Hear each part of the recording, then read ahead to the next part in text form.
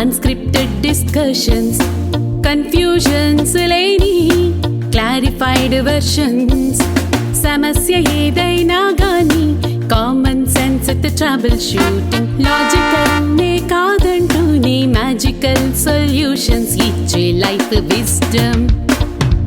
Simplicity తన ఆభరణం, positivity తన ఆయుధము, ఇన్స్పిరేషన్ రామోయిజం, ఇగ్నిషన్ స్వప్న జర్నలిజం.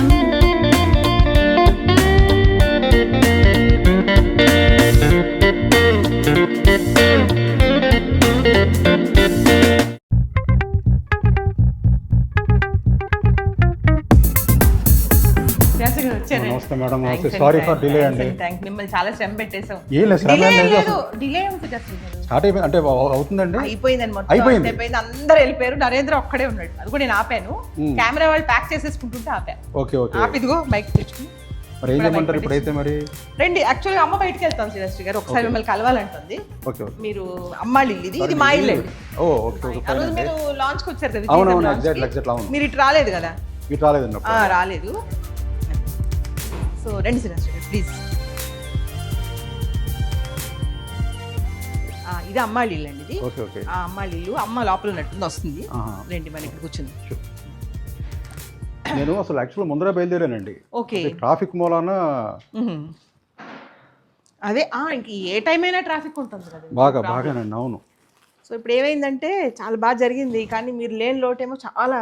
అందులో స్పెషల్గా ప్రకాష్ చాలా హర్ట్ అయిపోయాడు. శ్రీరాశ్రీ అయ్యో రాలేదు అని చాలా గొడవ చేశాడు. ఒకసారి ఒక్క మాట అసలు యాక్చువల్ అసలు మెసేజెస్ కూడా నేను ఇంతకు పెడతానే ఉన్నానండి. అదే చెప్పాడు మీరు చేశారు శ్రీరాశ్రీ గారని. ఏదో ఆశతో అటే చూస్తూ ఉన్నాడు, ఇంకా వస్తారని. సో అందరూ వెళ్ళిపోయారు. రాము వెళ్ళిపోయాడు ఫస్ట్. ఓకే. అందరూ వెళ్ళిపోయారు. అంటే అందరూ 4K కదండి, ఎర్లీగా స్టార్ట్ చేసాం కావాలని. దాంతో అందరూ వెళ్ళిపోయారు. సరిగ్గా మీరు ఫోన్ చేశారు కదా, నేను పర్వాలేదు మీరు లేట్ అయినా పర్వాలేదు రండి అన్న. బుక్ లాంచ్ అంటే వక్తలు ఒక్కొక్కళ్ళు కనీసం ఒక 10 నిమిషాలు పావు గంట మాట్లాడుతూ ఉంటారు, అవుతూనే ఉంటుందా అని అనుకున్నాను. యాక్చువల్లీ టైం స్టార్ట్ అయిపోయింది. అది సాధారణంగా టైం స్టార్ట్ అవుతుంది కదా. ప్రకాష్ ఇగో శ్రీరాశ్రీ గారు వచ్చారమ్మా, లేట్ అయిపోయింది, 9:30 అయిపోయింది, కానీ పాపం వచ్చారు. ఇది ఒకసారి నీతో మాట్లాడతాను అంటున్నారు. ప్రకాష్ సారీ, నేను యాక్చువల్ మెసేజెస్ కూడా పెడుతూనే ఉన్నాను మీకు, వస్తున్నానని. ఇంకా బాగా లేట్ అయిపోయింది, అయినప్పటికీ వచ్చాను. నేను యాక్చువల్లీ విజయ్ గారు నన్ను కలుగుతుంది, మీరన్నా ఉంటారు అనుకున్నాను, బట్ మీరు వెళ్ళిపోయారంట. లేదు నేను చాలా గిల్టీ ఫీల్ అవుతాను యాక్చువల్గా. కొంచెం ముందర వచ్చి ఉంటే కనుక కనీసం ఒక హాఫ్ అన్ అవర్ అండి, ఒక హాఫ్ అన్ అవర్ ముందర వచ్చినా సరిపోయేదా? ఒక హాఫ్ అన్ అవర్ ముందర వచ్చినా కూడా సరిపోయేది. లేదు, దీనికి నేను కంపన్సేషన్గా ఏం చేస్తానంటే బుక్ రివ్యూ రాయటం, దాని గురించి చెప్పడం పని చేస్తాను నేను. నేను ఇంతవరకు బుక్ అంటే నేను కూడా చూడలేదు కదా రామ్ గోపాలాయనం.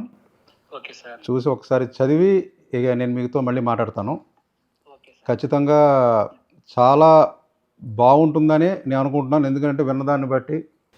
మీ రివ్యూ ఇవ్వండి సార్, ఎగ్జాక్ట్ మీకు ఏది అనిపిస్తుంది ఇవ్వండి, నేను చాలా హ్యాపీగా ఫీల్ అవుతా. అది పాజిటివ్ సైడ్ అయినా నెగిటివ్ సైడ్ అయినా నేను చాలా హ్యాపీగా ఫీల్ అవుతా. డెఫినెట్లీ.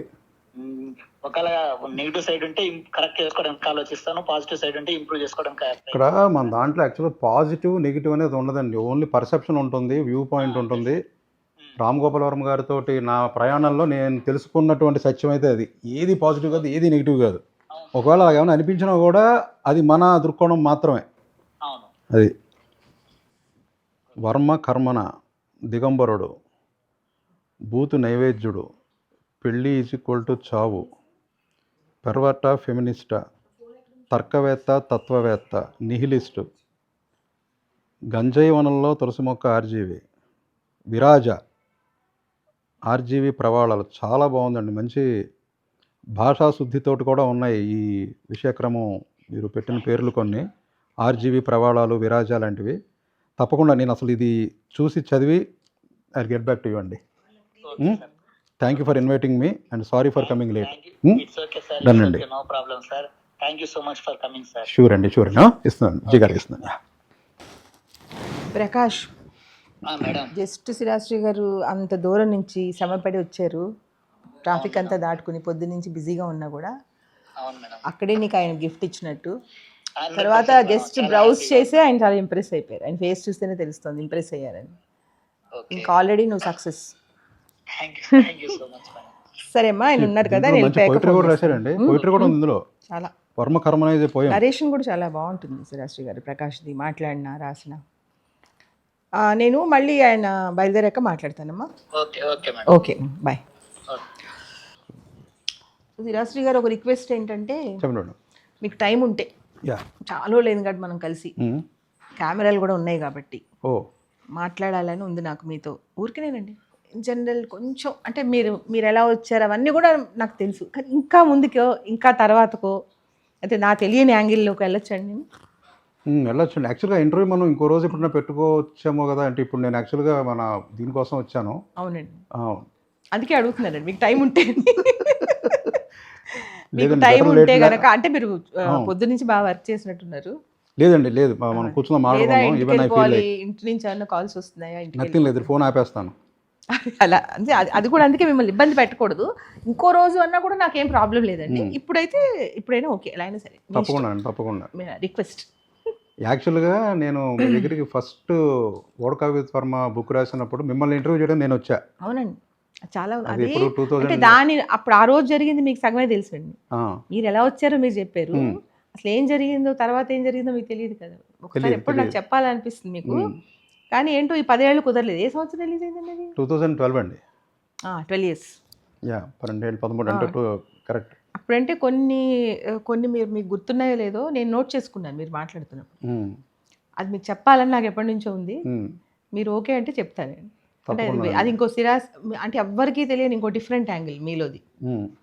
అంటే ఇప్పుడు మీరు ఎంత తెలివైన వాళ్ళైనా శ్రీరాశ్రీ గారు, మేము వయసుతో వచ్చిన అనుభవాలు ఉంటాయి కదండి, ఇంకొంచెం లోతుగా చూడడం మాకు అలవాటు అవుతుంది. ఏదైనా, ఒక మనిషి అయినా, ఒక వస్తువు అయినా, ఎవరైనా. సో ఒక మనిషి వచ్చినప్పుడు వీళ్ళ వయసు ఎంత ఉంటుంది, వీళ్ళు ఏం ఆలోచిస్తారు, వీళ్ళ కళ్ళల్లో ఎక్స్ప్రెషన్స్ ఏంటి, డ్యూటీగా వచ్చారా, మనసు పెట్టి వచ్చారా, ఎలా వచ్చారు అని అన్ని యాంగిల్స్లోకి మా చూపు వెళ్ళిపోతూ ఉంటుంది. సో అలా చూసిన యాంగిల్స్లో నాకు రకరకాలు దొరికినాయి మీలోంచి. అవన్నీ మీకు చెప్దాం అనుకుంటున్నాను ఎప్పటి నుంచి. తప్పకుండా. ఆ రోజు ఏం జరిగిందంటే, రాము చెప్పాడు, ఒక ఆయన ఇలా బుక్ రాస్తున్నారు అని ఇప్పుడు చెప్పాడు. అలా చాలామంది వస్తుంటారు, రాస్తుంటారు, మధ్యలో ఆపేస్తుంటారు, రకరకాలుగా జరుగుతాయి కదండి. అందుకని ప్రతిదీ సీరియస్గా తీసుకో. ఎవరో ఒక రోజు మీరే ఫోన్ చేశారు, ఇలా నేను చేస్తున్నానండి, ఒకసారి మళ్ళీ కలవాలి అంటే సరేనండి అన్నాను. మీరు వచ్చారు, సాయంత్రం 7 8 అయింది, మన ఇద్దరం కూర్చున్నాం. చాలా ప్లెజెంట్గా స్టార్ట్ చేసి మీరు మాట్లాడడం, స్లోగా జర్నలిస్ట్ మోడ్లోకి వెళ్ళిపోయి కొంచెం సీరియస్గా అడగడం మొదలుపెట్టారు. కరెక్ట్. ఏమని, ఏదో రాము రత్న విషయం అడిగితే నాకు తెలియదు అన్నాను. అంటే పోలీసులు ఇంట్రాగేట్ చేసినట్టు, తెలియదు అంటే మీరు నమ్ముతాం అనుకున్నారా అన్నారు, సీరియస్గా ఫేస్ పెట్టి. ఒకసారి ఉలికిపడ్డారు, ఇదేంటి ఇలా మారిపోయి ఎలా మాట్లాడుతున్నారు ఏంటి జర్నలిస్ట్ లాగా అనుకున్నాను. అని మళ్ళీ ఒక 2-3 minutes అయ్యాక మళ్ళీ మీరు రైటర్ వచ్చారు వెనక్కి, జర్నలిస్ట్. సో మీరు ముందు జర్నలిస్ట్ అండి మీరు? అవునండి. సో జర్నలిజం ఇప్పుడు అది నేను నరేంద్ర దగ్గర కూడా చూస్తానండి చాలాసార్లు. చాలా ప్లెజెంట్గా ఉన్నట్టుండి సడన్గా మారిపోయి ఇంకో వాయిస్ పెట్టి మాట్లాడతాడు. నువ్వు జర్నలిస్ట్ వాయిస్ తగ్గించు అంటాను. సో రైటర్లు అందరికీ ఉంటుందంటారు ఏమన్నా? అది రైటర్లు అందరికీ ఉండదండి. ఖచ్చితంగా కొంచెం జర్నలిజం ఏదన్నా కొన్నాళ్ళు చేస్తే కనుక అది ఆ వృత్తి ధర్మం కింద అది వచ్చేస్తూ ఉంటుంది బయటికి. వృత్తి ప్రవృత్తి మీద పడుతూ ఉంటుందండి చాలాసార్లు. అలా పడినప్పుడు ఎంత కంట్రోల్గా ఉందాం అనుకున్నా కూడా ఆ యాంగిల్ వస్తూ ఉంటుంది అలాగా. ఓకే. తర్వాత కొంతసేపు అయ్యాక యాక్చువల్గా నాకు ఆ కాన్వర్జేషన్ చాలా నచ్చింది. అప్పటి వరకు ఎవరు అలా, అంటే ఇప్పుడు నేను ఎవ్వరికి అప్పటి వరకు ఎవరైనా రాము గురించి కానీ ఏది గురించి కానీ మాట్లాడితే నేను అసలు ఎప్పుడు ఒప్పుకునేదాన్ని కాదు. ఒకవేళ ఒప్పుకున్నా అది రాముని అడిగి, ఎవరు అడుగుతున్నారు అప్పుడు అడగలేదు అసలు. మీ మాట్లాడుతున్నప్పుడు మీ వాయిస్లో ఫీల్ నాకు నచ్చేసి రాము పర్మిషన్ కూడా అడగలేదు. అప్పుడు మనం మాట్లాడుకుంటుంటే మీకు ఇంటి దగ్గర నుంచి మీకు ఫోన్ వచ్చింది. ఒకటి ఫోన్ వస్తే మీరు మధు అని మాట్లాడుతున్నారు. ఈ అమ్మాయి గర్ల్ ఫ్రెండ్ అయి ఉంటుందా, వైఫ్ అయి ఉంటుందా అని లోపల ఆలోచించండి, యంగ్ కదా. తర్వాత పాప గురించి మాట్లాడారు. ఏంటి పాపకు కావాలా, నేను తీసుకొస్తాను అని చాలా ప్లెజెంట్గా ఎంత ప్రేమగా మాట్లాడారు. ఖచ్చితంగా అయితే ఈ అమ్మాయి వైఫ్ అయి ఉంటుంది, ఇంత ప్రేమగా మాట్లాడారు అంటే. అమ్మ అయితే అమ్మ అని మాట్లాడతారు కదా, అంత ప్రేమ అంటే అమ్మ అన్నా ఉండాలి, భార్య అన్నా ఉండాలి. సో ఈయన పెళ్ళి అయిపోయింది, ఒక పాప ఉంది, అక్కడ వరకు అర్థమైపోయింది. కానీ నేను మిమ్మల్ని అడగలేదు, మీకు పెళ్ళి అయిపోయిందా, మీకు పాప ఉందా అని అడగలేదు. నేనే అర్థం చేసుకున్నా. సో ఆ కాల్ ఏంటంటే ఏదో కావాలంటే నేను తీసుకుని వస్తున్నాను అని చెప్పారు. చిరాకు పడలేదు, ఏంటి ఫోను అని చిరాకు పడలేదు. అది నాకు చాలా నచ్చింది. సో తర్వాత మీరు స్లోగా మళ్ళీ ప్లెజెంట్గా మారిపోయి మొత్తం అన్నీ మాట్లాడేసి మళ్ళీ ఇంకోసారి వస్తానండి అని చెప్పారు. చెప్పాక ఫొటోస్ ఏమో అడిగాక రాము చెప్పాను, రాము ఇలా వచ్చారు రాము, ఒక ఆయన చాలా యంగ్, ఇలా కొన్ని అడిగారు అంటే ఏం అడిగారు అన్నారు. మామూలుగా అని చెప్పకూడదు కదా రాముకి, మామూలుగానే ఏదో అడిగారు, కొన్ని క్వశ్చన్స్ నీ గురించి రత్న గురించి అడిగి నాకు తెలియదని చెప్పాను అంటే ఓకే అన్నాడు. తర్వాత మనం ఒక 5-6 సార్లు కలిసాం కానీ రాముకి చెప్పలా. నేను చెప్పాను మీతో, మీరు రాము అడిగితే ఒకసారి కలిసామని చెప్పాను, గుర్తుందా మీకు? గుర్తుంది. తర్వాత ఒకరోజు లాంచ్ రోజు వచ్చారు మీరు పొద్దున్నే. కరెక్ట్. లాంచ్ రోజు పొద్దున్న నుంచి సాయంత్రం వరకు మా ఇంట్లోనే ఉన్నారు, మీరు సుమన్ అన్ని అరేంజ్మెంట్స్ చూస్తున్నారు. ఇక్కడ మీకు నేను ఎప్పుడు చెప్పలేదు శ్రీ గారు, ఎందుకు అవకాశం రాలేదు. ఎందుకంటే మనం ఎప్పుడు కలుసుకున్నా ఏదో సినిమాలో కలుసుకుంటాం, రాము సినిమాలో. సో ఆ సినిమా ఆ పాటలు అవే మాట్లాడుకుంటాం తప్ప 10 ఏళ్ల కింద జరిగిపోయింది మాట్లాడడం కదా. కరెక్ట్ అండి. పేరు నాకు చాలా నచ్చేసిందండి, వోడ్కా విత్ వర్మ. ఇప్పటి వరకు చరిత్రలో, ఎందుకంటే ఇప్పుడు మీరు అప్పుడప్పుడే కెరియర్లోకి వచ్చారు, 4-5 years అయిందని అప్పుడు జస్ట్ ఒక 2 years అండి. 2 years అయింది. అప్పుడు కొంచెం ధైర్యం ఉండాలి కదండి అలాంటి పేర్లు పెట్టడానికి. అప్పుడు కొంచెం అంటే ఏదైనా కొంచెం something out of the box ఉండాలి. రాము మత్తులో పడిపోయారేమో అని ఆలోచన వస్తుంది ఆ పేరు చూస్తే. అలాగేం కాదండి, అప్పుడు ఇంకా రాము గారి మత్తులో పడే అంత అంటే అనిపిస్తుంది వోడ్కా చూసేప్పటికి. అది మీ కెరియర్ కి ప్రాబ్లం అవుతుంది కదా నేను అనేది. అది అలా మీకేం అనిపించలేదు? అసలు అనిపించలేదండి, అసలు అనిపించలేదు. ఎందుకంటే మీరు ఏదైనా అలాగే ఆలోచిస్తారా?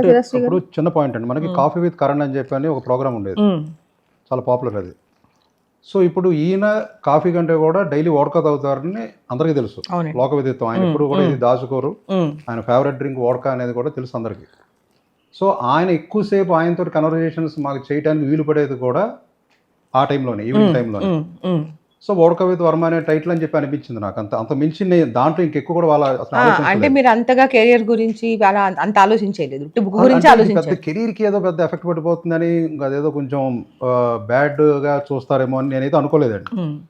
నిజంగానే చాలా మంది ఆ టైటిల్ గురించి పాజిటివ్ గానే అన్నారు, బాగుందన్నారు. బట్ మీరు అన్న యాంగిల్లో ఏది కాదు కదా, ఆ నెగిటివ్ యాంగిల్లో నాతో డైరెక్ట్ గా వ్యక్తపరిచింది ఫస్ట్ కృష్ణవంశీ గారు.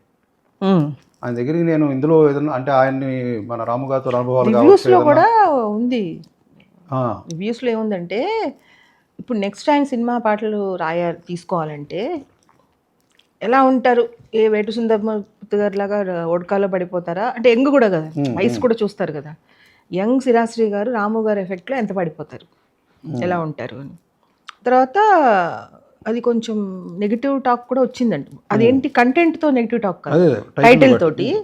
కానీ మీరు అలా డెసిషన్ తీసుకొని రాయడం మాత్రం విపరీతంగా నాకు నచ్చేసింది. ఇప్పటివరకు నేను చెప్పలేకపోయానండి, 12 yearsకి చెప్తున్నాను ఇప్పుడు. తర్వాత ఇంకోటి చెప్తాను, ప్రవీణ్ ఇంటెలిజెంట్ ఈడియట్ రాసినప్పుడు నేను చాలా వద్దన్నాను. ఎందుకన్నానంటే, ప్రవీణ్ నువ్వు PhD స్టూడెంట్వి, జాబ్ కోసం ట్రై చేస్తున్నావు, సినిమా చేయాలనుకుంటున్నావు, అప్పుడు ఏదో ప్లెజెంట్గా మంచిగా ఉండాలి కానీ ఇడియట్ అని పెట్టడం ఏంటి? రాముకి ఇడియట్ అంత పెట్టేంత అంత ఆ వయసు ఆ సక్సెస్లో ఇంకా లేవు, నువ్వు జస్ట్ ఎంటర్ అయ్యావు అంతే. అంటే నా ఇష్టమేం కాదు, ఊరికే చెప్పాను అంతే, సలహా పాటించాలని ఏం లేదు అంటే. అది చెప్పాడు అలా ఎందుకు పెట్టావు అనేది తను చాలా డీటెయిల్గా చెప్పాడు. నేను బుక్ చదివిన వాళ్ళకి తెలుస్తుంది, చదవని వాళ్ళు చాలామంది ఉంటారు. తర్వాత నువ్వు అందులో ఎవరినైతే విమర్శించావో వాళ్ళు అసలు నీకు భయపడాల్సిన అవసరం లేదు. నువ్వు నాగార్జున గారిని ఏమన్నా అంటే ఆయన నేను అసలు లెక్చర్ ఇలాంటి వాళ్ళు 1000 మంది ఉంటారు. కానీ కొంతమంది నేను అంటే అది వాళ్ళు తీసుకుని ఇండస్ట్రీలో పాకిపోతుంది మాట, అలానా మనిషికి పొగరు అని ఒకటి వచ్చేస్తుంది. అప్పుడు నేను అసిస్టెంట్ డైరెక్టర్గా కూడా పెట్టుకోలేవరు అంటే, పర్వాలేదండి నేను ఎవరు వచ్చినప్పుడు అవకాశం వస్తుంది, దాన్ని ప్రిపేర్ అయిపోయానని చాలా బాగా చెప్పాడు. చాలా తెలివైనవాడు, చాలా బాగా రాసాడు, అది వేరే విషయం. టైటిల్ దగ్గర కొన్నిటి దగ్గర మా ఇద్దరి మధ్యలో కొంచెం ఆ డిస్కషన్స్ వచ్చినాయి.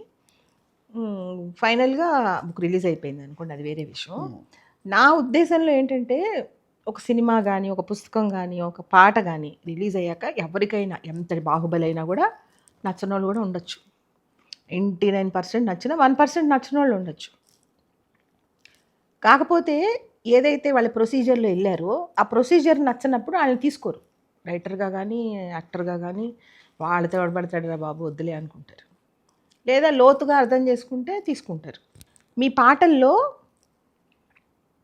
ఎలా ఉంటుందంటే, సపోజ్ రాము ఏదన్నా ఒక సినిమా తీసాడు అనుకోండి, ఎలా అమ్మాయిని ఎంత ఎక్స్పోజ్ చేసినా నాకు వల్గర్గా అనిపించదు, న్యాచురల్గానే అనిపిస్తుంది.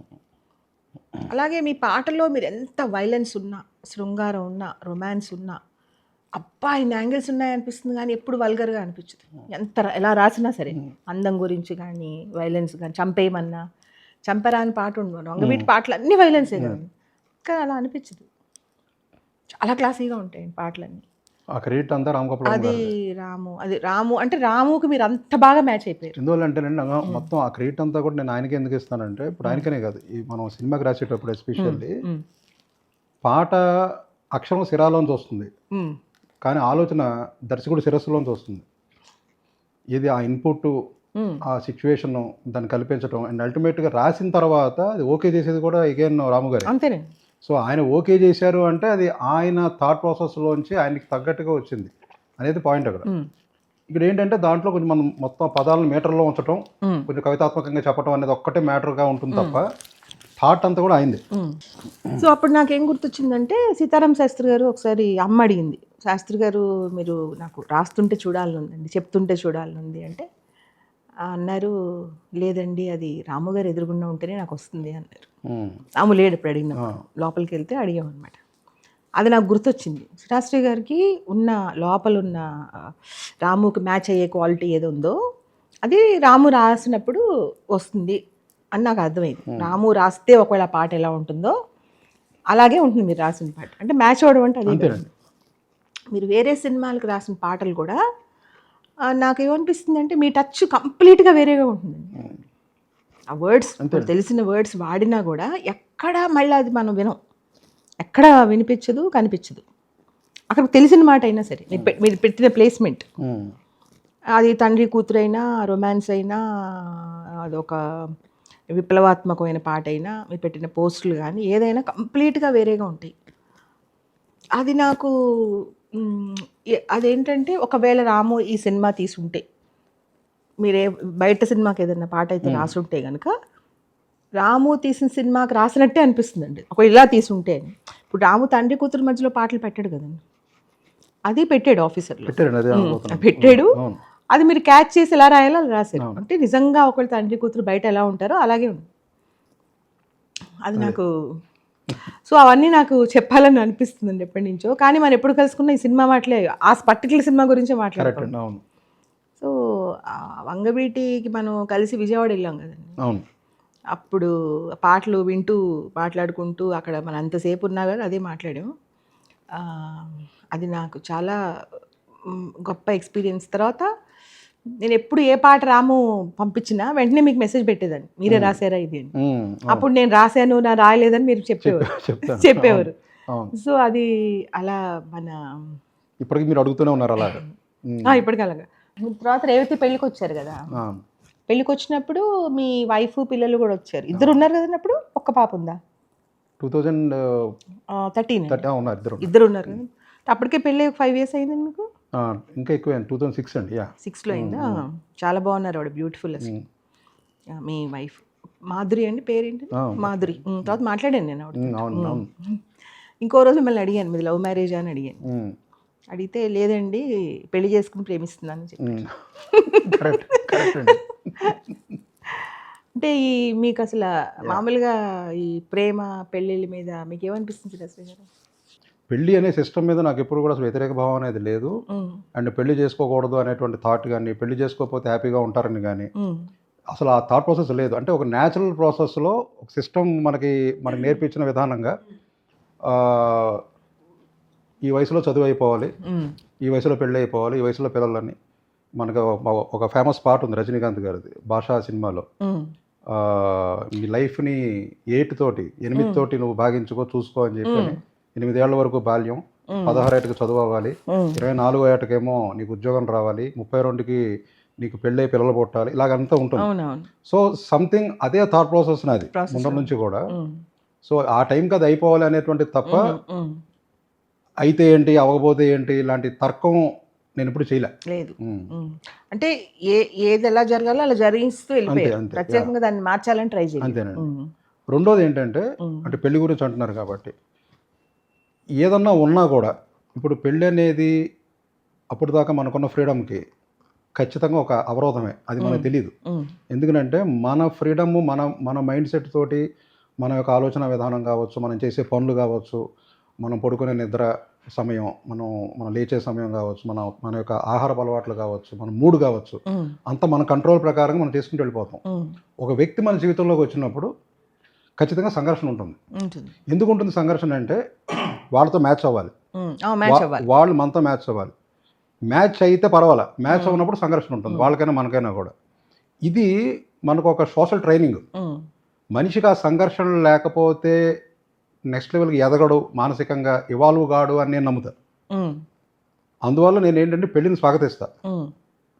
పెళ్ళి అనేది జరగాలి, సంఘర్షణలు జరగాలి, తద్వారా మనిషి ఎదగాలి దాంట్లోంచి.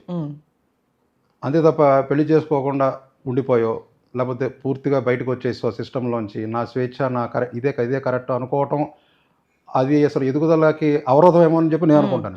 నా ఆలోచన పద్ధతి అయితే అది. అదే కరెక్ట్. నాకు ఏమనిపిస్తుందంటే చాలా ప్రేమ పెళ్ళిళ్ళు ఏమవుతాయంటే ఎక్కడైతే వాళ్ళు మ్యాచ్ అయ్యి పెళ్లి చేసుకుంటారో తర్వాత అదే మ్యాచ్ అవుతుంది. సపోజ్ నాకు రామోయిజం ఫాలో అవుతాను నేను అని అన్నాడండి అనుకోండి అబ్బాయి. అప్పుడు మరి అది నీకు నచ్చుతుందో లేదో నువ్వు ఆలోచించుకో, మన ఇద్దరం పెళ్లి చేసుకుంటే ఆయన వీడియోస్ చూస్తూ ఆయన ఫాలో అవుతూ ఆయనలో అలా ఉంటాను నేను అంటే, అమ్మాయి నేను కూడా నాకు చాలా ఇష్టం, నేను కూడా ఫాలో అవుతాను అని పెళ్ళి అయిపోయాక అదే నచ్చదు. కరెక్ట్. ఇండివిజువాలిటీ, నువ్వు ఎప్పుడో వెళ్తావు ఎప్పుడో వస్తావు, నీ ఇష్టం వచ్చినట్టు నువ్వు ఉంటావు, అలా నాకు నచ్చట్లేదు అని గొడవలు వచ్చిన వాళ్ళు ఉంటారు. కరెక్ట్. నేను ఎగ్జాంపుల్ రామోయిజం చెప్పాను. ఇంకొకళ్ళు ఏదో సంగీతం ఇష్టమో, సినిమాలు ఇష్టమో, అది రకరకాల వాటితో అలా ఉంటారు. అసలు దేనికి మ్యాచ్ అవ్వకుండా చేసుకున్న వాళ్ళు కూడా ఎవరి ఇండివిజువాలిటీకి వాళ్ళు రెస్పెక్ట్ ఇచ్చి చాలా ప్రేమగా ఉన్న వాళ్ళు కూడా అలా కూడా ఉంటారు. అంటే ఇప్పుడు పిల్లలందరూ ఏమంటున్నారంటే సేమ్ భావాలు కాదు, అర్థం చేసుకునే అండర్స్టాండింగ్ ఉంటేనే చేసుకోవాలి. కరెక్ట్. ఎవరి ఇష్టాలు ఒకే ఇష్టాలు ఇద్దరికి ఉండవు కదండి. మెయిన్ ఒకటండి పెళ్లిలో నేను గమనించింది ఏంటంటే, అంటే ఇప్పుడు జనరల్గా ఎవరిదైనా కూడా మన సెల్ఫ్ని చంపుకోవాలి. అంటే మన యొక్క ఎగ్జిస్టెన్స్, మన ఈగో, నేను అన్న ఫీలింగు, నా టేస్టే, నాదే కరెక్ట్ అన్న భావనని, ముఖ్యంగా నాదే కరెక్ట్ అన్న భావన ఏదైతే ఉంటుందో దాన్ని ఎప్పుడైతే కట్ చేసి ప్రతిదీ కరెక్టే, ఎవరి పాయింట్ ఆఫ్ వ్యూలో వాళ్ళది కరెక్టే అనే దాన్ని మనం ఎక్కువగా యాక్సెప్ట్ చేసే కొద్దీ మనకు అందరు నచ్చుతారండి. మనం అందరితోటి కూడా హ్యాపీగా ఉండగలుగుతాం. ఇది ఒక్క భార్య అనే కాదు నేను చెప్పేది, భార్య భర్త అనే కాదు, ఈవెన్ పిల్లలతోటి, అలాగే తల్లిదండ్రులతోటి కానీ, అలాగే మనతో ఉండాల్సిన వాళ్ళతో కానీ, ఆఖరికి నైబర్స్తో కానీ, ఎవరితోటైనా కూడా వాళ్ళు కూడా కరెక్టే అన్న పాయింట్, వాళ్ళు కూడా కరెక్టే అనే పాయింట్ కనుక మనం మైండ్లో తీసుకున్నప్పుడు అన్ని పీస్ఫుల్గా ఉంటాయని నా ఉద్దేశం. సో ఇప్పుడు ఈ రైటర్స్ రేఖా పర్వతాల ప్రవీణ్, తర్వాత కాంతిరీజా గారు, చిరాశ్రీ గారు, నరేంద్రాచారి, ఇప్పుడు ప్రకాష్, ఆరుగురు రైటర్లు ఎవరి స్టైల్లో వాళ్ళు రాశారండి. అందరూ మీ అభిమానులు. ఫస్ట్ మీరు వచ్చారు కదా, మీకు అంటే మీరు రామ్ గోపారాయణం చదవలేదు, నరేంద్ర బుక్ ఇంకా రాలేదనుకోండి, అసలు మీకు వీళ్ళ మీద ఏమనిపిస్తుంది, అభిప్రాయం ఏంటి చిరాశ్రీ గారు? రేఖా కానీ ప్రవీణ్ కానీ. ఇప్పుడు కాదండి, యాక్చువల్గా నేను వోడ్కా విత్ వర్మ నేపథ్యం కూడా ఒకసారి చెప్పాలి ఈ సందర్భంగా. రాము గారు నా ఇష్టం రాశారు. ఆయన నా ఇష్టం రిలీజ్ అవ్వటానికి కొంచెం అటు ఇటుగా ఆయనతోటి నాకు పరిచయం ఏర్పడటం కరెక్ట్గా అదే టైము. ఏర్పడి ఈవినింగ్స్ సాయంత్రం రాగారు కూర్చుందాం అని చెప్పి అన్నప్పుడు ఆయన మాట్లాడిన మాటలన్నీ కూడా ఒక 10-15 సెషన్స్ అయిపోయిన తర్వాత సో చాలా ఇంట్రెస్టింగ్ ఇన్ఫర్మేషను చెప్తున్నారు. అవి కొన్నేమో వినోదంగా ఉన్నాయి, కొన్నేమో మంచి నాలెడ్జ్ ఇచ్చేలాగా ఉన్నాయి, కొన్ని ఆలోచింపజేసేలాగా ఉన్నాయి. ఇవన్నీ ఎక్కడ రాస్తే బాగుంటుంది కదా అని చెప్పి ముందర డైరీలో రాసుకుందాం అని చెప్పి నాకు నేను ఏదో సెల్ఫ్ వ్యాసం కింద రాసుకున్నాను. 4-5 వ్యాసాలు అయిన తర్వాత మా ఫ్రెండ్స్ తోటి చెప్పి చూపించాను, అది ఒకళ్ళిద్దరికి చూపిస్తే బాగుంది, ఇదంతా బుక్లో రాయొచ్చు కదా అని నా ఫ్రెండ్ ఒకడు అన్నాడు. సో దాంతో థాట్ వచ్చింది, కరెక్ట్ బుక్లో రాయొచ్చు, కానీ ఎలా రాయొచ్చు, ఇలాంటి సెషన్స్ కంటిన్యూ అవుతూ ఉండగా ఒక వాల్యూమ్ అయిన తర్వాత దాన్ని లాక్ చేసి అప్పుడు మనం ప్రింటింగ్ ఇవ్వచ్చు అని చెప్పి అనిపించి కూడా అప్పుడు నేను అడిగేవాడిని, సర్జీ can I come today tomorrow అది అంటే ఓకే అనేవారు క్యాజువల్గా. ఆయనకి బుక్ రాస్తున్నట్టు అసలు తెలియదు. రాయిగా నేను ఎప్పుడో దాదాపుగా ఒక 15-18 వ్యాసాలు అయిపోయిన తర్వాత ఆయనకి నేను చెప్పాను, ఇలాగ నేను రాస్తున్నానండి అని చెప్పి. అంటే అప్పుడు కూడా ఆయన పెద్ద రియాక్ట్ అవ్వాలి, ఎక్సైట్మెంట్ చూపించలేదు, నో చెప్పలేదు. But he kept on continuing the same sessions as it is. అంటే ఇప్పుడు మీతోనే సేపు మీకు టైం ఇచ్చాడంటే డెఫినెట్గా మీకు ఆ సినిమా నాలెడ్జ్ లేకుండా ఇవ్వడండి. పుస్తకం రాసే టైం నేను జర్నలిస్ట్గా కంటిన్యూ అవుతున్నాను. ప్లస్ ఈయనతో ఆల్రెడీ పాట రాయటం మొదలైంది బెజవాడ మూవీకి. సో ఆ ఒక జర్నలిస్టు గీత రచయిత రిలేషన్ అనేది ఆల్రెడీ స్టార్ట్ అయింది. అండ్ ఈ కన్వర్జేషన్స్లో కూడా ఇద్దరికి కూడా బాగానే మ్యాచ్ అవుతూ వెళ్తూ ఉంది, అందువల్ల వెళ్ళిందండి.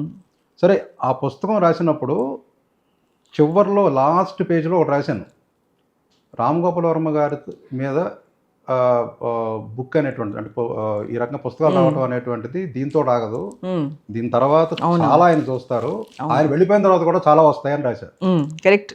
అప్పుడు నాకున్న భావన అది ఇప్పుడు మొత్తానికి మన ఈ నరేంద్రాచారి కావచ్చు, ఇప్పుడు రేఖా పర్వత, మీరు చెప్పిన పేర్లు వీళ్ళందరూ అందరూ కూడా అలా రాస్తూ ఉంటే ఎక్కడో ఫీలింగ్ ఏంటంటే నేను అనుకున్నది నిజం అవుతుంది కదా అని హ్యాపీనెస్. ఇంకా ముగ్గురు ఉన్నారంటే ఎగ్జాక్ట్లీ శేష్ గారు ఆల్రెడీ రాసిన చెప్పారు నాకు ఎప్పుడైనా. సో ఇలాగా ఒక సైకాలజిస్టు, అలాగే ఒక పిహెచ్డి స్కాలరు, అలాగే ఒక అమ్మాయి. జనరల్గా ఏంటి, ఆడవాళ్ళకి నచ్చరు అంటే నచ్చుతారు కానీ ఎక్స్ప్రెస్ చేయరు అనేది ఒక థాట్. ఎక్స్ప్రెస్ చేసి ఒక అమ్మాయి పుస్తకం రాసింది. ఇదంతా కూడా ఈ చరిత్రకి రామ్ గోపాల్ వర్మ గారు ఏమిటి అనేటువంటి సమాజాన్ని చెప్పడానికి ఇది ఒక గొప్ప విషయం. మనకి నన్నయ్య భట్టు మహాభారతంలో భారతం గురించి చెప్తాడు, ధర్మతత్వజ్ఞులకు ధర్మశాస్త్రం అని, అలాగే శాస్త్రవిధులకి ఇది ఒక శాస్త్రం లాగా, లాక్షణికులకి లక్షణం లాగా, అలాగే ఐతిహాసికులకి ఇతిహాసం లాగా, అలాగే కవులకి కావ్యం లాగా మహాభారతం ఒక్కొక్కరికి ఒకలా కనిపిస్తుంది అని చెప్పి దాంట్లో మహాభారతం అనేటువంటిది ఏమిటో ఆయన రాశాడు. అలాగా రాము గారు ఒక్కొక్కరికి ఒకలాగా ఆయన దర్శనమిస్తారు. ఇప్పుడు ప్రకాష్ రాసింది రామ్ గోపాలాయనం అన్నాడు, ఒక ప్యారలల్ ఏదో అంటే రాముడికి ఈయనకి ప్యారలల్ ఏదో తనకేదో అనిపించింది రాశారు. ఓడకవిత్ వర్మ నేను రాశాను. ఇంటెలిజెంట్ ఇడియట్ అనేది ఆక్సిమోరాన్ అండి, ఆక్సిమోరాన్ అంటారు వర్డ్, పరస్పరం విరుద్ధంగా ఉన్న పదాలు పక్కన పెట్టడం. సో ఇలాగా రకరకాల విధానాల్లో రాసుకుంటూ వెళ్తున్నారు. సో అందరిది ఒక్కొక్క దృక్కోణం. అవునండి. కొంతమందికి అది వినోదం, కొంతమందికి ఇప్పుడు ఈవెన్ పబ్లిక్లో కూడా జనాలకు కూడా ఇప్పుడు ఎలాగైతే ఆయా రైటర్లకి డిఫరెంట్ దృక్కోణాలు కనిపిస్తున్నారో రాము గారు, సమాజానికి కూడా కొంతమందికి ఆయన వినోదం, కొంతమందికి విజ్ఞానం, కొంతమందికి ఏదో విశేషం, కొంతమందికి వివాదం, కొంతమందికి వేదాంతం, కొంతమందికి రాద్ధాంతం, కొంతమందికి సిద్ధాంతం. అంతే. సో అలాగా ఒక్కొక్కళ్ళు ఒక్కొక్కటి చూస్తున్నారు ఆయనలో. అంతమందికి అన్ని రూపాల్లో కనిపించడం అనేటువంటిది అది అందరికీ సాధ్యం కాదు, ఎవరికి సాధ్యం కాదు. అదేంటంటే చెడ్డవాడు దుర్మార్గుడు అని ఫిక్స్ అవ్వలేరు, మంచివాడు అని ఫిక్స్ అవ్వలేరు, దేనికి ఫిక్స్ అవ్వలేరండి. ఒక్కొక్కసారి ఒక్కొక్కలాగా అనిపిస్తుంది, అలా అని వదిలేయలేరు. మీ ఇంట్లో ఎప్పుడు ప్రాబ్లం రాలేదు ఏదండి అంటే ఇప్పుడు ఈ పాటలు అదే తన డెన్ కానీ లేకపోతే ఈ కొన్ని ఉంటాయి కదండి, థ్రెడ్స్ ఉంటాయి కదా వంగవీటి అప్పుడు, ఆ థ్రెడ్స్ ఉంటాయి కదండి, మీరు దానికి పాటలు రాసి విజయవాడ వచ్చి అలా ఎప్పుడేం ప్రాబ్లం రాలేదు? ఏమొచ్చినా కూడా అంటే అదంతా సినిమా క్రియేటివ్కి సంబంధించిందే కదా అని చెప్పి వదిలేస్తారండి, పెద్దేం పట్టించుకోరు. మా ఫాదర్ ఎక్స్ సర్వీస్ మెన్, ఆర్మీలో చేసి వచ్చారు. సో ఆయన మైండ్ సెట్కి అసలు ఇది పెద్ద మ్యాటర్ కింద కూడా కనిపించదు ఇది. మా మదర్ ఎప్పుడన్నా అంటూ ఉంటారు కొంచెం, ఇది అవసరమా, ఇలాంటి సినిమాలకి రాయటం అవసరం, ఇలాంటివి ఆ భయాలు, అది ఇప్పుడు అది మన న్యాచురల్. అది ఏ అమ్మాయినా అంటారు. మాధురికి ఎప్పుడు అసలు ఆ భయాలు ఆ థాట్ ఏం లేదు. సో కంప్లైంట్స్ అయితే ఏం లేవండి. సైకిల్ చైనుతో సినిమా సైకినే మార్చివేసి చరితాత్ముండై, జై కొట్టినా చీ కొట్టినా రాకెట్టుగా దూసుకెళ్ళు రాముండతడే అని ఒకసారి ఒక చిన్న కందపద్యం రాసుకున్నాం ఒకసారి. సో జై కొట్టినా చీ కొట్టినా ఈయన రాకెట్లో దూసుకెళ్తూనే ఉన్నారు ఎప్పటి నుంచో కూడా. సో అది సమాజం ఆయన చూసేటువంటి దృక్కోణం. ఇప్పుడు స్వప్న రాము ఉన్నారనుకోండి శాస్త్రి గారు, స్వప్న ఏమంటుందంటే వాళ్ళు దగ్గర 200 ఎపిసోడ్స్ చేశారు రాముయిజం. అవును. కానీ స్వప్న ఏం చెప్పిందంటే ఏ విషయంలో నేను రాము గారితో ఏకీభవించను అని టీవీలో అక్కడే చెప్తుంది, స్క్రీన్ మీద బయట కూడా చెప్తుంది. కానీ ఆయన అంటే నాకు చాలా ఇష్టం, చాలా అంటే చాలా ఇష్టం. ఆయన వ్యక్తిత్వం కానీ, ఆయన ప్రవర్తన కానీ, ఆయన ఆలోచన విధానం కానీ అవన్నీ నాకు చాలా ఇష్టం. కానీ రామోయిజం ఎపిసోడ్స్ మేము ఏం చేసామో అది ఏది నేను అందులో అంటే పిల్లలు ఇష్టం, ఫుడ్ ఇష్టం, మనుషులు ఇష్టం, అవన్నీ నాకు ఉంటాయి. ఆయన ఏదైతే చెప్తారో అది నేను పర్సనల్గా నేను అది కాదు, ఏకీభవించను. అక్కడ నేను వన్స్ నేను హాట్ సీట్ దిగిపోయానంటే నేను వేరే చాలా మామూలు హౌస్ వైఫ్ లైఫే నాకు ఇష్టం. పిల్లల్ని ఎత్తుకోవడం, వంట చేసి పెట్టడం, భోజనాలు వడ్డించడం అనేది నాకు చాలా ఇష్టం అని క్లియర్గా చెప్తుందండి. సో భావాలు ఏకీభవించినంత మాత్రాన వాళ్ళిద్దరూ కలిసి ఉండలేరు అనేది ఉండదు అసలు ఉండదు. మీరు చెప్పినట్టు. లేదా భావాలు ఒకటే ఉన్నా కూడా ఇద్దరికి కుదరకపోవచ్చు. మీరు చెప్తుంటే నాకు ఒకటి గుర్తు వస్తుంది. ఒకసారి ఒక మాల్కి వెళ్ళాం ఫ్యామిలీతో మేము. మాల్లో పైన ప్లే జోన్లో ఇది పిల్లల్ని ఆడిస్తున్నాను. పక్కన మా వైఫ్ ఏదో ఫోటోలు తీస్తాను. ఒక అతను వచ్చాడు. సార్ సిరాసిటీ గారు కదండి మీరు? అవును సార్. ఒక స్నాప్ అన్న సార్ ఒకటి అడగచ్చా అండి, ఏమనుకోరు కదా? మీరు మీ ఫ్యామిలీతోటి ఇలాగ మీకు అంటే మీరు పెళ్లి చేసుకుని పిల్లలేంటి సార్ మీకు అన్నాడు. ఏమైంది అన్నాను. అంటే మీరు రాము గారితో ఓర్కావిత్ వర్మ బుక్ రాము గారితో ఇన్నాళ్ళు గడిపి మీరు పెళ్లి చేసుకున్న పిల్లలకి అంటాం బాగాలేదు సార్ అన్నాడు. అంటే పబ్లిక్ ఎక్స్పెక్టేషన్ ఆ రకంగా ఉంటే ఉండొచ్చు. కాకపోతే నేను అన్నాను అలా కాదమ్మా, ఇప్పుడు రాము గారు అంటేనే నీకు నచ్చినట్టు నువ్వు బతుకు అనే ఫిలాసఫీ. అవునవును. అంతే రాము గారిలా బతుకుని రాము గారు ఎప్పుడు చెప్పరు, ఎప్పుడు కూడా నాదే కరెక్ట్ అని ఎప్పుడు చెప్పరు. అండ్ ఆయనకి లేదు కంప్లైంట్ ఎప్పుడు ఉండదు అలాగా. సో ఆయనతో ఉన్న వాళ్ళందరూ ఓడకా తాగుతారని, ఆయనతో ఉన్న వాళ్ళందరూ పెళ్లిళ్ళు చేసుకోరని, ఆయనతో ఉన్న వాళ్ళందరూ అలా ఉంటారని ఎప్పుడు అనుకోవద్దు. ఆయన ఒకరు, వీళ్ళందరూ ఒకటి. ఆయనే చేసుకున్నారు. కూతురు, ఇద్దరు మనవాళ్ళు కూడా ఉన్నారు. అవును, ఎగ్జాక్ట్లీ ఇంట్లోనే ఉన్నారు. ఒకరోజు నేను ఎక్కడికో వెళ్తే ఒక అబ్బాయి వచ్చి అన్నాడు, మేడం మీరు నేను టీవీలో చూశాను, మీరేంటి మేడం జూనియర్ ఎన్టీఆర్ ఇష్టం అని చెప్తున్నారు. అలా చెప్పకండి మేడం, ప్రభాస్ ఇష్టం అని చెప్పండి, రాజులు మన రాజులు అన్నాడు. అంటే నేను అన్నాను, నువ్వేం చదువుతున్నావు అని అడిగాను. ఇంజనీరింగ్ ఫైనల్ ఇయర్ అన్నాడు. చదువుకునే అబ్బాయి వాళ్ళ కాస్ట్ ఫీలింగ్ ఉండకూడదు కదా, అది కాస్ట్ ఫీలింగ్ నా దృష్టిలో క్రైమ్ అన్నాను. లేదు మేడం, నేను కాపులమ్మాయిని పెళ్లి చేసుకున్నాను, ఇంట్లో ఒప్పుకున్నారా అంటే ఒప్పుకోలేదన్నాడు. మరి ఒప్పుకోకుండా ఇంకా చాలా చిన్నోడివి, జస్ట్ ఇంజనీరింగ్ ఫైనల్ ఇయర్ అంటే 21 ఉండుంటాయి, ఇంత చిన్న ఏజ్లో నువ్వు ధైర్యం చేసి అమ్మాయిని పెళ్లి చేసుకుని బయట తీసుకుని వచ్చున్నావు, మరి కాస్ట్ ఫీలింగ్ ఏంటి అంటే అలా ఏం లేదు మేడం, అలా కాస్ట్ ఫీలింగ్ కాదు, నేను కాపులమ్మాయిని చేసుకున్నా, కానీ మీరు అలా జూనియర్ ఎన్టీఆర్ అని చెప్పకండి, ప్రభాస్ అని చెప్పండి మేడం. ఇక్కడ ప్రభాస్ మన రాజుల అబ్బాయి కదా మేడం, ఉండాలి కదా, మీరు అలా పబ్లిక్లో అలా చెప్తే నాకు చాలా బాధేసింది, మేము అందరూ హట్ అయిపోయాం, మేము మా ఫ్రెండ్స్ అందరం అని చెప్తున్నాడు. అంటే నేను అలా అలా అలా ఆలోచించకూడదమ్మా, తప్పు. నువ్వు ప్రభాస్ అంటే ఇష్టం తప్పులేదు, రాజులు అని ఇష్టపడకూడదు, ఎవరిష్టం వాళ్ళది. కాదండి, క్యాస్ట్ ఫీలింగ్ ఉంటే తప్పేంటి, నువ్వు పాట రాసిన తెలుసు కదా మీకు. దేశం మీద ఉన్న ప్రేమని దేశభక్తి అన్నప్పుడు, ప్రాంతం మీద ఉన్న దీన్ని ప్రాంతరక్తి, భాషారక్తి అన్నప్పుడు, అలాగే పాత స్టూడెంట్స్ అందరూ కూడా కలిసి ఓల్డ్ ఫ్రెండ్స్ రీయూనియన్ పెట్టుకుంటున్నప్పుడు సేమ్ కులం వాళ్ళు కలిసి ఉంటే తప్పేంటి? అవునవును, తప్పే ఉంది అన్నాడు. వాళ్ళు కలిసి కూడా ఏం చేస్తున్నారు, వాళ్ళు ఎదుగుతున్నారు. అవునవును, కాస్ట్ ఫీలింగ్ తప్పులేదు, కానీ కాస్ట్ మన కాస్ట్ కాదు కదా అనేసి వాళ్ళని వద్దనుకోవడం తప్పు. చేస్తారేమో అన్న భావంతో. ఇప్పుడు ఒక అమ్మాయి నచ్చింది అనుకోండి, పెళ్లి చేసుకోవాలని అనిపించినా కూడా కాస్ట్ వేరే కాస్ట్ కదా అనే ఫీలింగ్ ఉండకూడదని నా పర్సనల్ ఒపీనియన్. మన కాస్ట్ అమ్మాయిలే చేసుకుంటే హ్యాపీగా ఉంటాం, వేరే వాళ్ళని చేసుకో అంటే ఈ రోజుల్లో ఇంకా అందరు కలిసిపోయారు కదండి, ఎవరైనా ఒకటే. సో అలా జరిగిందనమాట. సో ఆ రోజు ఇంకా బాగా నవ్వొచ్చింది నాకు. అలా కూడా ఉంటారు, రకరకాలుగా ఉంటారండి. అసలు విషయం ఏంటంటే శ్రీనివాస్ గారు, యాక్చువల్గా నేను ఒక వెబ్ సిరీస్ చేస్తున్నాను మురళీమోయ మీద. మురళీమోయ ఇది ఎప్పుడు మొదలెట్టారు? జస్ట్ ఇంకా స్టార్ట్ అవ్వలేదండి, స్క్రిప్ట్లో ఉంది. విశేష్ గారు అండి డైరెక్టర్. సో ఎవరి క్యారెక్టర్ వాళ్ళని అడుగుతున్నానండి అందులో. మురళీమోయ మొత్తం లైఫ్లో జరిగినవన్నీ రాము క్యారెక్టర్ని వెతుకుతున్నానండి. అంటే రాము 13-14 years ఏజ్ అప్పటి నుంచి మురళీమోయ ఇన్ఫ్లుయెన్స్ చాలా ఉంది ఫిలాసఫికల్. పెద్దమోయ ఏమో సినిమాలకు తీసుకెళ్ళేవాడు, మురళీమోయ ఏమో ఫిలాసఫీ. దాంతోపాటు బాగా తిప్పుకునేవాడు, మంచి మంచి బుక్స్ చదవడం అన్నీ కూడా తన వల్లనే అలవాటైంది. మురళీమోయ ఇంట్లో మొత్తం లైబ్రరీ ఉంటుందండి, అంటే ఒక 20,000 పుస్తకాలు ఉంటాయి.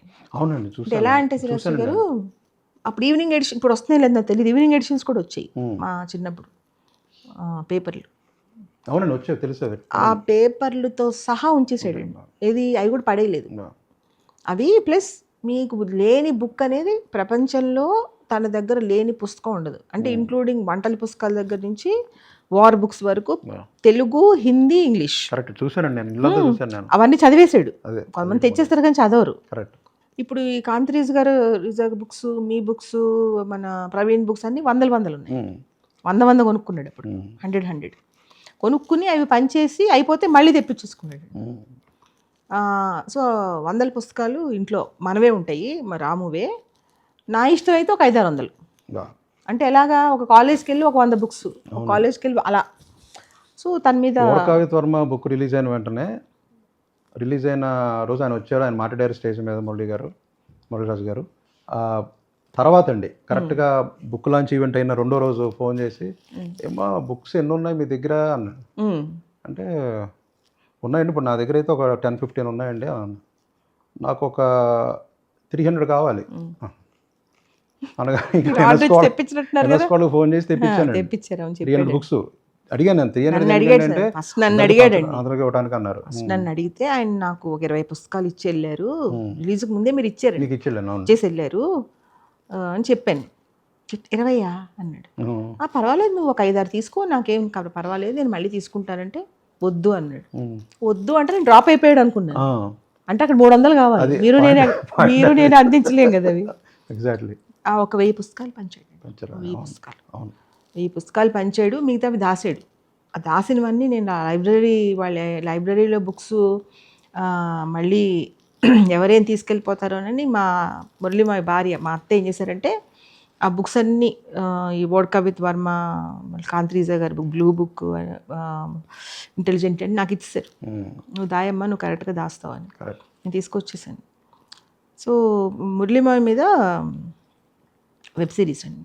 ఎలా అంటే రాము మురళీమాయ ఫిలాసఫీ ఎక్కడ స్టార్ట్ అయింది, తను 1 సంవత్సరమే కదండి చనిపోయింది, లాస్ట్ ఇయర్ వరకు ఆ జర్నీ అంతా చేద్దామని ఒకటి డిసైడ్ అయ్యింది. ఎందుకంటే మురళీమాయ నాలెడ్జ్ మీకు తెలుసు కదా సార్, తన ఇంటెలిజెన్స్ కానీ, తన మంచితనం కానీ, తన డబ్బులు ఇచ్చేసే గుణం కానీ అన్నీ చాలా క్వాలిటీస్ ఉన్నాయి.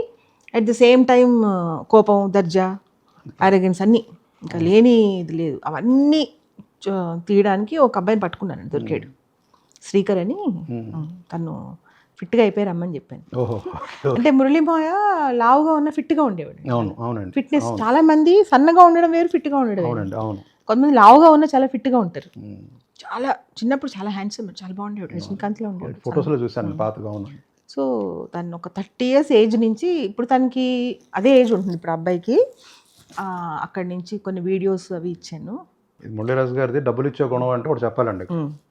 ఆయనకి అప్పుడప్పుడు ఫోన్ చేసి, శ్రీరాశ్రీ గారు మీకు ఎప్పుడు టైం ఉంది వస్తారా మళ్ళీ వచ్చినప్పుడు, ఏదన్నా మా డిస్కషన్ అంతా అయిపోయిన తర్వాత వాళ్ళ పర్సన్కి చెప్పి మా డ్రైవర్కి ఒక 500 రూపీస్ ఇచ్చేవాడు. ఫస్ట్ ఎందుకండి అన్నాను. ఎందుకండి అంటే, లేదండి మిమ్మల్ని తీసుకొచ్చాడు ఇవ్వాలి. ఎందుకంటే అంటే, లేదు సరే ఊరుకున్నాను. నెక్స్ట్ టైం వచ్చిన మళ్ళీ ఇచ్చారు, మళ్ళీ వచ్చినప్పుడల్లా అలా వరుసగా ఒక 4 శనివారాలు కూర్చున్నామండి. ముందర ప్రోగ్రామ్ చెప్తాం కదండి డ్రైవర్కి, ఏం చెప్పకుండా సార్ రేపు రాజుగారు ఇంటికి వెళ్ళి అంతే కదండి మరి. అంటే ఒక మనిషి ఇంకో మనిషికి అలా కంటిన్యూస్గా గుర్తు రావాలి అంటే మధ్యలో ఆ లక్ష్మీదేవి యొక్క ఇన్వాల్వ్మెంట్ ఉంటే డెఫినెట్గా మళ్ళీ ఎప్పుడు సార్ రాజుగారు ఇంటికి అడిగేవాడు. అది అటు వెళ్ళినప్పుడు అలా వస్తుంది అన్న పాయింట్ మీద అనమాట. అసలు శ్రీరాశ్రీ గారు మీరు గమనించారో లేదు, ఇప్పుడు ఒక 4-5 ఏళ్ళ నుంచి మనం ఎవరితో ఏమన్నా ఒక పని చెప్పాలనుకోండి, డబ్బులు అక్కడ పెడితేనే మనం చెప్పింది వినిపిస్తుంది. వినిపించదు కూడా వాళ్ళకి, కాన్సన్ట్రేట్ చేయలేరు. డబ్బులు ఇచ్చేస్తే మనం అప్పుడు కాన్సన్ట్రేట్ చేయగలుగుతాం. తర్వాత ఇంకొకటి ఈ మధ్య నేను గమనించింది, పిల్లలందరిలో ఈగో అండి. పని చేయకపోవడం, బద్ధకం, అహంకారాలు అవన్నీ స్లోగా డెవలప్ అవుతున్నాయండి. అంటే ఇప్పుడు చాలా సక్సెస్లో ఉంటే ఉండొచ్చు, సక్సెస్లో ఉన్న వాళ్ళు అందరూ డౌన్ టు ఎర్త్ ఉంటారు, ఈ ఉండి లేని వాళ్ళందరికీ ఈగో ప్రాబ్లం. అదొకటి స్టార్ట్ అయిందండి ఈ మధ్యన. సో మురళీమాయ క్యారెక్టర్ని అన్నిటినీ ప్రజెంట్ చేయడానికి తనని ట్రైన్ చేస్తున్నాను. అందుకని ఇప్పుడు మిమ్మల్ని రిక్వెస్ట్ ఏంటంటే దానికి ఒక సాంగ్ పెడుతున్నాను, ఆ పాట మీరు రాయాలి తప్పకుండా. ఎందుకు మిమ్మల్ని సెలెక్ట్ చేసుకున్నానంటే మీరు తనతో ట్రావెల్ చేశారు కదా.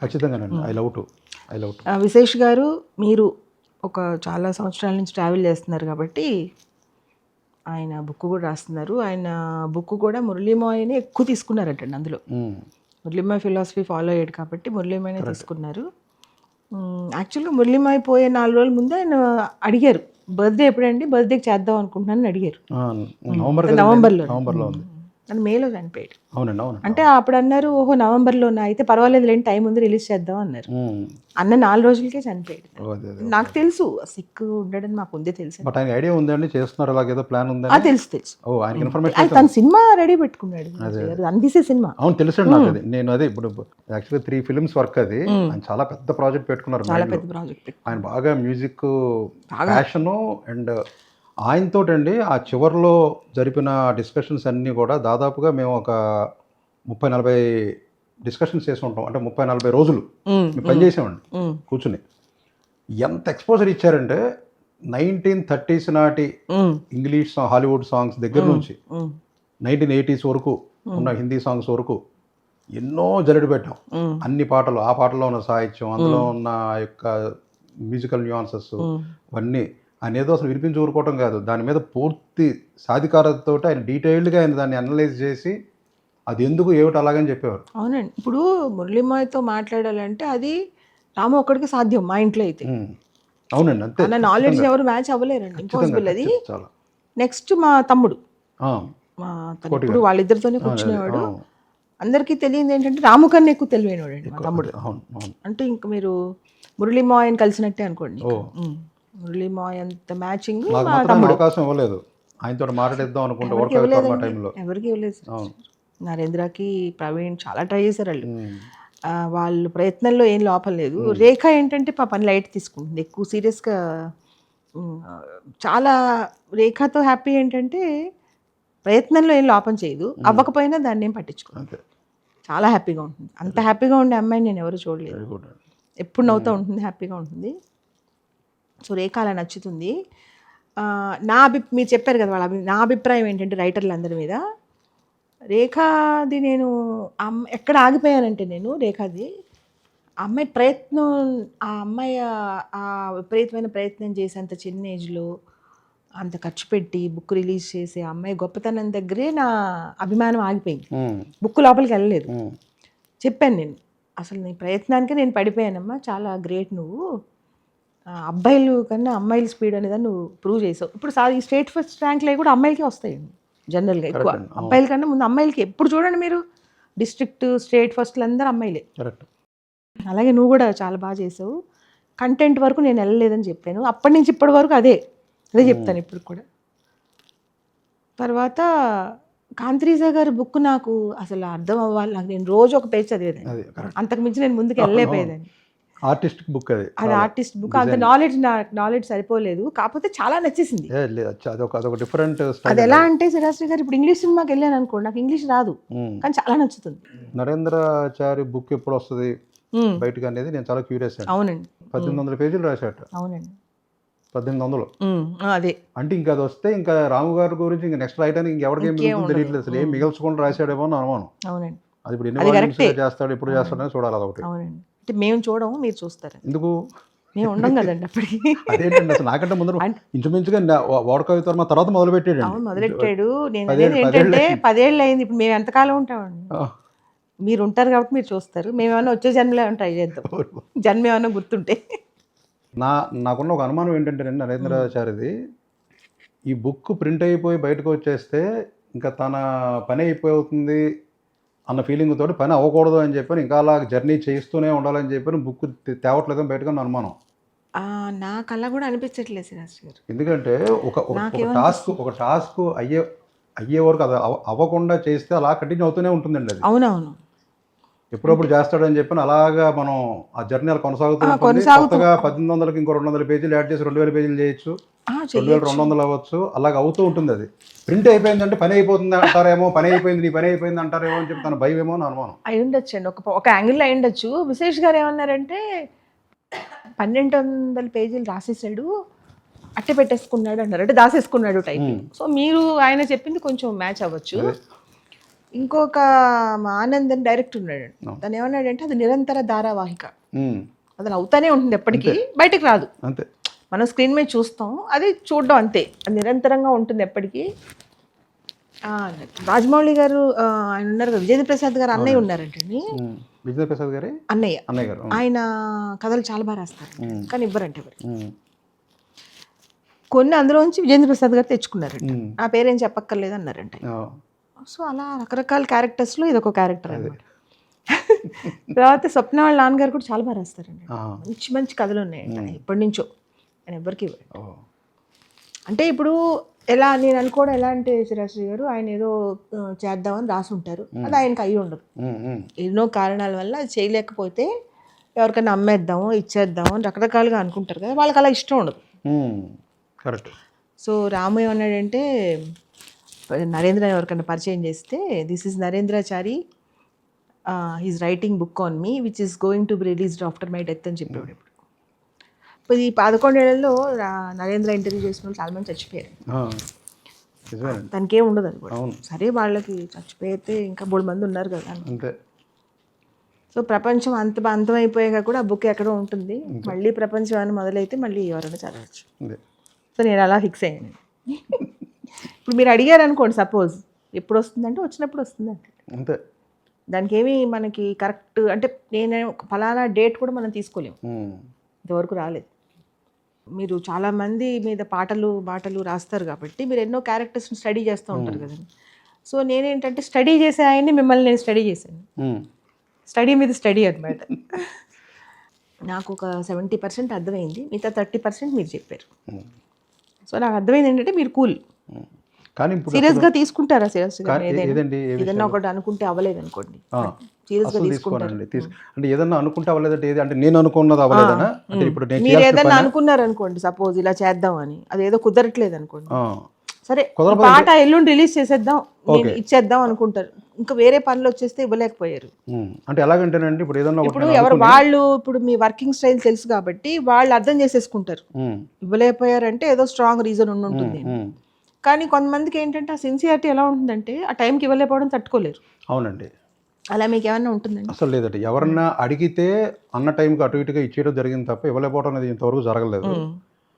నేనేమన్నా అనుకుని నేను ఏదన్నా ఒకటి రాసుకుందాం అనుకున్నాం, నేను ఏదో ఒకటి చేద్దాం అనుకున్నాం, అది అవ్వలేదు అనుకోండి, నో రిగ్రెట్స్. ఎందుకు అవ్వదు అంటే నాకు ఇంట్రెస్ట్ తగ్గిపోతుంది ఆ టైంకి, అందువల్ల డ్రైవ్ రాదు.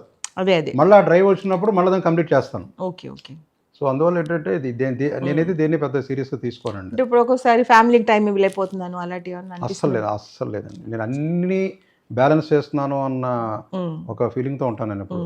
మోరార్లెస్ ఏంటంటేనండి, నా పనికి నేను రోజు బయటకు వచ్చేసి ఫీల్డ్లో తిరగాల్సిన పనే కాదు. వర్క్ ఫ్రమ్ హోమ్ అనేది కరోనా వచ్చిన తర్వాత ప్రపంచానికి తెలుసు, కానీ నేను 2004లోనే మొదలుపెట్టాను వర్క్ ఫ్రమ్ హోమ్. ఏది మ్యారేజ్కి 2 years ముందే. ఈవెన్ జర్నలిజంలో కూడా నేను ఇంట్లోంచే పనిచేసేవాడిని అప్పుడు. అంటే నేను వెబ్ జర్నలిజం కాబట్టి ఎక్కడికో వెళ్ళి తిరిగి చేయాల్సిన పని ఏం లేదండి. ఆఫీసు కూర్చోవడం అవసరం లేదు, ఇంటర్నెట్ ఉంటే చాలు పని అయిపోయేది. సో కాబట్టి ఐ నెవర్ మిస్డ్ హోమ్. అది పార్ట్ అండ్ పార్సల్ రెండు కలిపే వెళ్ళిపోతూ ఉందండి. అదే అంటే కొంతమంది ఏంటంటే ఇంటికి వెళ్ళాక కూడా అదే మోడ్లో ఉంటారు సీరియస్గా. అసలు లేదు, అలా మీరు ఉండరని నేను అనుకుంటున్నాను. లేదండి, అసలు లేదు. ఎందుకంటే మీతో నేను చాలా ట్రావెల్ చేశాను కాబట్టి మీలో రైటరు, జర్నలిస్టు, మా ఉట్టి శ్రీరాశ్రీ గారు అలా కూడా ఉంటారు. ఉట్టి శ్రీరాశ్రీ ఎవరండి? ఉట్టి శ్రీరాశ్రీ గారు అంటే ఇలాగే మాట్లాడతారు. మనం మాట్లాడుకునే వాళ్ళం కదండి, వాళ్ళు అలాగా వీళ్ళు ఇలాగా ఎంజాయ్ చేద్దామా ఏంటి. ఇప్పుడు వాళ్ళు నరేంద్ర గురించో లేకపోతే ఇంకెవరి గురించో అలా మాట్లాడుకున్నప్పుడు ఉట్టి శ్రీరాశ్రీ గారు ఉంటారు. కొంతమంది అలా ఉండరు, ఎప్పుడు సీరియస్గానే ఉంటారు. జనరల్ విషయాలు మాట్లాడాలంటే మనకి ఇప్పుడు సపోజ్ మన చక్రవర్తి వాళ్ళ అమ్మగారు ఉన్నారనుకోండి, ఆవిడ 3 PhD అండి. అవును తెలుసు, 3 PhD డాక్టర్. ఆవిడ ఏంటంటే నాకు ఆవిడతో మాట్లాడాలంటే భయం వేస్తుంది. ఏం మాట్లాడతాం, మామూలు విషయాలు మాట్లాడలేము. ఆవిడేమో మీ అమ్మగారు బాగున్నారా ఏదో అడుగుతారు, తర్వాత ఏం మాట్లాడాలో తెలియదు, ఇంకా సైలెంట్గా కూర్చుంటాను, ఏం మాట్లాడను. అంటే ఆవిడ అంతటి మహానుభావురాలు జనరల్ విషయాలు ఎలా మాట్లాడతాం. అందులో వాళ్ళ ఇంట్లో బుక్స్ అన్నీ చూస్తాను, ఆవిడ రాసినవన్నీ ఒక్క లైన్ కూడా నాకు అర్థం అవుతుంది. తర్వాత ఆవిడకి కొడుకు తప్ప వేరే టాపిక్ కూడా ఏం మాట్లాడరు, మన గురించి అడుగుతారు. నెక్స్ట్ కొడుకు ఒకవేళ ఆవిడ విషయం ఎత్తామనుకోండి, ఏముందిలేండి ఏదో రాశాను అంటారు. అంతటి గొప్ప వాళ్ళ ముందు ఏం మాట్లాడాలో తెలియదు, కొంచెం భయం కూడా వేస్తుంది. ఒక్కొక్కరి దగ్గర ఒక్కొక్కటి ఉంటుంది కదా. సో మీలో ఏంటంటే జనరల్ ఉట్టి శ్రీరాశ్రీ గారు, ఈ రైటరు, జర్నలిస్టు, తర్వాత హస్బెండ్ అన్నీ చూసేసాం. ఇప్పుడు ఏంటంటే మా సినిమాలో మీరే శ్రీరాశ్రీగా యాక్ట్ చేయాలి. శ్రీరాశ్రీ క్యారెక్టర్ మీరే. ఓహో, నా క్యారెక్టర్ ఉందండి. మీ క్యారెక్టర్ ఉంది. మురళీమణి కలవడం, మాట్లాడడం అన్నీ, తర్వాత పాట రాయడం కూడా మీరే. తప్పకుండా. సో ఈ రెండు మీరు నాకు మాట ఇచ్చేశారు. డెఫినెట్లీ. నేను ఒకసారి స్క్రిప్ట్ అంతా రెడీ అయ్యాక, యాక్చువల్లీ మీతో సినిమా తీస్తున్నానని చెప్పాను కదా శ్రీరాశ్రీ గారు ఒకసారి. అవునవును. అదేమైందంటే రాము ఏమన్నాడంటే ఫస్ట్ ఒక షార్ట్ ఫిల్మ్ తీయి, తర్వాత సినిమా చేద్దాం అన్నాడు. అనుకోకుండా ఇదిగో ఛానల్ ఒకటి స్టార్ట్ చేశాను. ఈ ఛానల్ గురించి ఏంటంటే శ్రీరాశ్రీ గారు, నాకేమంతగా సబ్జెక్ట్ మీద హోల్డ్ కానీ లేకపోతే ఇంగ్లీష్ కానీ అంతగా ఏమీ ప్రపంచం తెలియదు. నాకున్నది ఏంటంటే కేవలం చాలా జీవితంలో చాలా చూసేసిన అనుభవాలు. సో ఏదైనా ఒక ప్రాబ్లం వస్తే దాన్ని నేను పాజిటివ్గా మార్చేస్తాను. మా ఇంట్లో ప్రాబ్లమ్స్ కూడా మేము మా ఇంట్లో చాలా పెద్ద ఉంటాయి, ప్రాబ్లమ్స్ ఉంటాయి, కానీ వాటి మీద జోక్స్ వేసి నవ్వుకుంటూ ఉంటాం. లోపల బాధ ఉంటుంది, ఉండకపోవడం కాదు. లైట్స్ మరి ఏం చేస్తాం, సొల్యూషన్ లేదనుకోండి, దాన్ని జోక్గా మార్చేసి అలా చేస్తూ ఉంటాం అనమాట. నేను చూసిన వాళ్ళలోనండి ఓడకవిత రాసినప్పుడు నేను దాంట్లో కూడా మెన్షన్ చేసినట్టు గుర్తు నాకు, ఫ్యామిలీ మెంబర్స్లో అందరూ మెచ్యూర్డ్గా ఉండటం అనేది నేను ఫస్ట్ లాస్ట్ మీదే చూసాను. అదేనండి, మీ ఇంట్లో తప్ప ప్రతి క్యారెక్టర్ ఇంత మెచ్యూర్డ్గా మాట్లాడటం, ఇంత మెచ్యూర్డ్గా ఆలోచించటం అనేది ఒక్క రాము గారు ఒకలే కాకుండా అందరూ ఎవ్రీబడి ఓకే, కొంతలో కొంత సేమ్ ఫ్యామిలీ కాబట్టి జీన్స్ అదే అనుకోవచ్చు, కొంతలో అలా కూడా అన్ని చోట్ల కూడా సాధ్యం కాదు. అది ఇద్దరు బ్రదర్స్ లో ఒకళ్ళు మెచ్యూర్డ్గా ఉన్న ఒకళ్ళు ఇమ్మెచ్యూర్డ్గా ఉన్న వాళ్ళు ఉంటారు. నేను యాక్చువల్గా నేను ఆశ్చర్యపోయింది ఏంటంటే ఈవెన్ రత్న గారు అండ్ రేవతి గారు వాళ్ళు కూడా చాలా మెచ్యూర్డ్ అంతా మొత్తం అందరూ కూడా. ఇప్పుడు ఈ రాము రత్న డైవోర్స్ విషయంలో కూడా డైవోర్స్ అయిన రోజు కూడా మేము చాలా మామూలుగా, అంటే మొన్నటి నేను రాము రత్న సినిమాకి వెళ్ళాం ముగ్గురు. అదేం సినిమా, ఏదిల్లగి వెళ్ళాం. రాము మేము ఏదో మాట్లాడుకుంటుంటే రాము వచ్చి సినిమాకి వెళ్దామా అన్నాడు. రత్నం చూశాను నేను, వెళ్దామని వెళ్ళిపోయాం ముగ్గురు. నెక్స్ట్ డే రేవతిని మా అమ్మకి ఇచ్చేసి, పాప చిన్నది అప్పుడు చాలా, అది సినిమా చూడదు ఏడుస్తుందని అక్కడ ఇచ్చేసి వెళ్ళిపోయాం. అసలు మళ్ళీ వచ్చేసాక రాము నేను వెళ్తున్నాను వెళ్ళిపోయాడు. అంటే బాధ విపరీతంగా ఉంటుంది, బాధ లేకపోవడం కాదు, కానీ రొటీన్ ఎప్పుడు మేము మార్చలేదు. బాధగా ఉందని ఏడుస్తూ కూర్చోవడం, తలుపులు వేసేసుకోవడం, తలుపులు తీయకపోవడం, ఎవరిని కలవపోవడం, అది ఎప్పుడు చేయలేదు. సో ఎక్కడో అదంతా మురళీమోహన్ ఫిలాసఫీ, రాము ఫిలాసఫీ మాకు అప్పటి నుంచే పనిచేసింది. అంటే మ్యాన్మావ్ కదండి, ఆ జీన్స్ ఉంటాయి కదండి. మురళీమోహన్ ఎప్పుడు చెప్పేవాడు, ఇప్పుడు రాము ఏం చెప్తున్నాడు, ఇప్పుడు డబ్బులు లేవు, డబ్బులు లేకపోతే ఒక్క నిమిషం కూడా గడవదు కదా అని మేము అనుకుంటే వచ్చేవనేవాడంటే, ఎందుకు డబ్బులు అంటే అదేం మాట, ఎందుకు డబ్బులా, ఎందుకు డబ్బులే, డబ్బులు లేని ఒక్క నిమిషం కూడా జరగదు కదా అంటే, దానికి ఏం చేయాలి ఎలా చేయాలని చాలా బాగా చెప్పేవాడు. చిన్నప్పుడు కాలేజీ చదివేటప్పుడు బుక్స్ కొనేసుకునేవాడు. బుక్స్ కొనుక్కోకుండా తన వల్ల కాదు, ఇంకా రాము సినిమాలకి ఎలా వెళ్ళిపోయాడో తనకు బుక్స్ కొనేసుకునేవాడు. సో డబ్బులు ఉండేవి కాదు. వాళ్ళు హిమాయత్ సాగర్లో ఉండేవారు మురళీ మా తాతయ్య వాళ్ళు. సో ఇక్కడ పంజగుట్టు నుంచి హిమాయత్ సాగర్ నడిచి వెళ్ళిపోయాడు, బుక్ చదువుకుంటూ సిగరెట్ కాల్చుకుంటూ అలాగా వెళ్ళిపోయి, అంటే ఒక 20 కిలోమీటర్స్ ఉంటుందండి. నడుచుకుంటూ వెళ్ళిపోయి బావులుగానే ఉండేవాడు, ఎందుకంటే దాన్ని నేను కష్టం అని అనుకునేవాడు. సో ఎక్కడో అంకురార్పణ మాయనండి. సో అందుకే నేను మురళీ మోహన్ సెలెక్ట్ చేసుకున్నాను. మంచి చాయిస్ అండి, మంచి చాయిస్. ఆయనకి చాలా డైనమిక్స్ ఉన్నాయి, బాగా చేయొచ్చు. అందుకే డిసైడ్ అయ్యాను, థాట్ ప్రాసెస్ అదంతా కూడా. సో మీరు మాకు మాట ఇచ్చారు, ఇవాళ లేట్ అయినా మా కోసం వచ్చారు, నా కోసం టైం ఇచ్చారు, చాలా థ్యాంక్స్. తప్పకుండా అండి, డెఫినెట్లీ చాలా బాగుంది మీతో టాక్. కెమెరాల ముందు మొదలుసారి